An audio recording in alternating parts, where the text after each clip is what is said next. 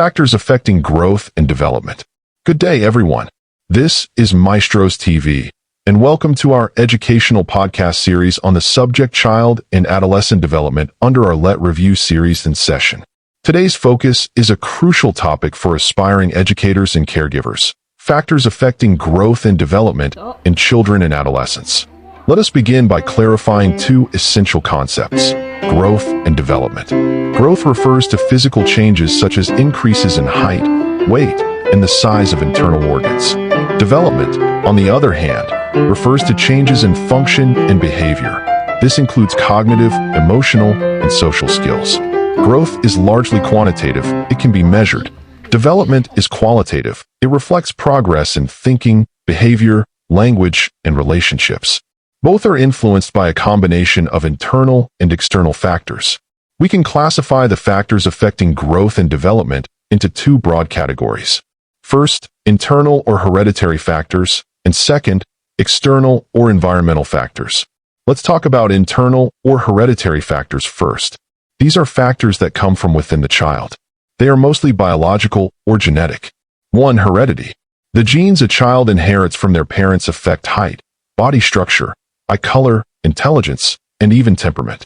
For example, if both parents are naturally tall, there is a strong possibility their child will also be tall, unless hindered by poor nutrition or health issues. 2. Biological or constitutional factors. These include a child's nervous system, hormonal levels, and general body chemistry.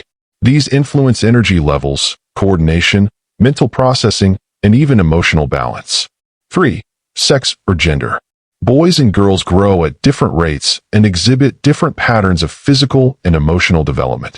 For instance, girls generally enter puberty earlier than boys. 4. Physical health. A child who suffers from chronic illnesses, frequent infections, or disabilities may experience delays in both physical growth and developmental milestones, despite a strong genetic potential. These internal factors set the boundaries or potential for a child's growth and development. However, whether or not that potential is fully achieved depends largely on the environment, and that brings us to the external or environmental factors. Let's examine some of the most influential external factors. 1. Nutrition. This is perhaps the most direct and essential environmental influence. Children need proper nutrients to grow strong bodies and sharp minds. A lack of protein, vitamins, or minerals, especially during the first 5 years, can lead to stunted growth, weak immunity, and cognitive delays. 2. Family environment. The home plays a critical role. A loving, stable, and stimulating family environment supports emotional well-being and positive behavioral development. Parents or caregivers who show affection, set routines, and encourage learning foster a healthy developmental journey. 3. Socio-economic status. This influences access to nutritious food, quality education, healthcare, and even safe spaces for play. Children from low-income families may face higher risks of developmental challenges due to stress, poor diet, or lack of educational materials. 4. Education and learning opportunities. Early exposure to language, reading, games, and structured activities supports intellectual and social development.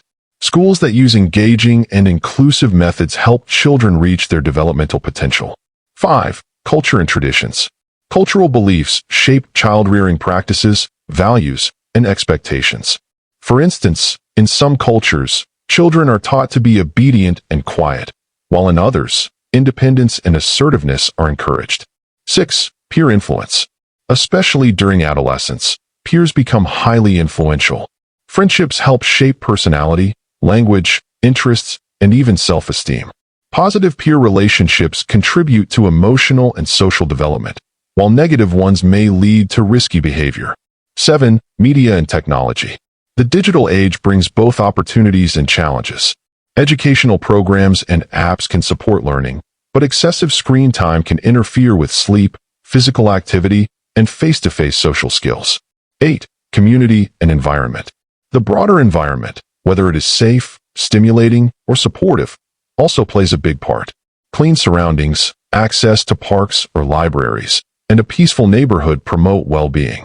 On the other hand, exposure to violence or environmental hazards may hinder both physical and emotional growth. Now, It's important to understand that growth and development are shaped by the interaction between internal and external factors. Let's consider an example. A child may inherit high intellectual potential, but if raised in a home with limited resources or an unsafe environment, they may never fully realize that potential.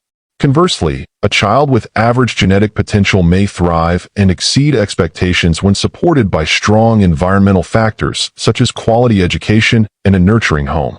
This is why educators must look beyond just what children know. We must understand where they come from, what challenges they face, and what support they need. Development is not fixed. It is shaped continuously by experiences, relationships, and opportunities. As future teachers and child development professionals, always remember, we cannot change a child's genes, but we can transform their environment. Every positive interaction, every word of encouragement, every opportunity to learn and grow, these can make all the difference in shaping a child's future. These are situational, analytical, and meant to challenge test takers to synthesize, evaluate, and apply complex ideas. 1. A grade 1 teacher observes that a student who previously showed average academic performance begins displaying aggressive behavior, lack of focus, and withdrawal from peer interactions. A home visit reveals that the child's parents recently separated, and the child has since been cared for by different relatives weekly. Which developmentally appropriate intervention should the teacher prioritize to support the child's socio-emotional development? A. Refer the child to the guidance counselor and remove academic demands until behavior improves. B. Design consistent classroom routines and build a supportive teacher-student relationship. C. Assign the child a peer buddy to help with social reintegration and classroom work. D. Collaborate with each guardian to impose behavioral rewards and consequences at home. What is your answer? The correct answer, B. Rationale, consistency, and emotional support at school can buffer the effects of instability at home. 2. During a community immersion, you are asked to assess why learners aged 10 to 12 in a rural school struggle to concentrate and retain information. Upon inspection, you discover that most students have had repeated bouts of diarrhea and respiratory illness and skip meals regularly. Which principle of development most directly explains the root of their cognitive challenges? A. Development follows a cephalocaudal and proximo-distal pattern. B. Early childhood experiences establish the blueprint for moral behavior. C. Physical well-being is foundational to optimal intellectual development. D. Cultural norms override biological maturity in shaping cognition. What is your answer? The correct answer, C. Rationale, malnutrition and illness can inhibit brain development and cognitive functioning. 3. A grade 4 student with high verbal ability and quick comprehension performs poorly in school. Further inquiry reveals a lack of interest in classroom activities and a tendency to disrupt peers. His IQ places him in the gifted range. What should be the teacher's most appropriate instructional response? A. Implement a highly structured routine with behavior monitoring charts. B. Accelerate the student's grade level to match cognitive ability. C. Offer differentiated tasks that include problem-solving and self-directed learning. D. Assign the student leadership roles to teach discipline and responsibility. What is your answer? The correct answer, C. Rationale. Gifted learners thrive with autonomy and intellectually stimulating tasks. 4. In a remote indigenous community, learners show hesitance to participate in collaborative tasks, often looking at the teacher before making decisions. A teacher trained in multicultural education notes that these students are not defiant, but follow cultural protocols. How should the teacher best align her instructional approach with the learner's developmental and cultural context? A. Redesign group tasks into independent seat work to respect cultural norms. B. Gradually integrate collaboration using culturally respectful transitions. C. Provide incentives for learners who volunteer ideas publicly. D. Modify instruction by prioritizing whole class lectures over group work. What is your answer? The correct answer, B. Rationale. Cultural responsiveness involves bridging, not erasing, differences in learning practices. 5. In a psychosocial development workshop, a teacher claims that her adolescent students are rebellious because they are immature. You are asked to comment based on Erikson's theory. Which of the following is the most accurate rebuttal? A. Their behavior reflects a crisis of trust versus mistrust due to family neglect. B. Rebellion is an expected consequence of poor discipline during childhood. C. Adolescents explore identity, and testing boundaries is a developmental task. D. Immaturity at this stage is pathological and needs strict behavioral correction. What is your answer? The correct answer, C. Rationale. Erickson's identity versus role confusion stage includes the testing of rules and roles. 6. You observe that a preschooler can count up to 20, yet struggles to understand the idea that 5 is less than 8 when comparing quantities. According to Piaget's theory, what does this most clearly illustrate? A. Lack of conservation skills due to preoperational limitations. B. Failure to transfer learned vocabulary into mathematical logic. C. Egocentric bias interfering with cognitive processes. D. Anomalous regression due to incomplete sensorimotor development. What is your answer? The correct answer, A. Rationale. The child is still developing logical operations such as seriation and conservation. Item 7.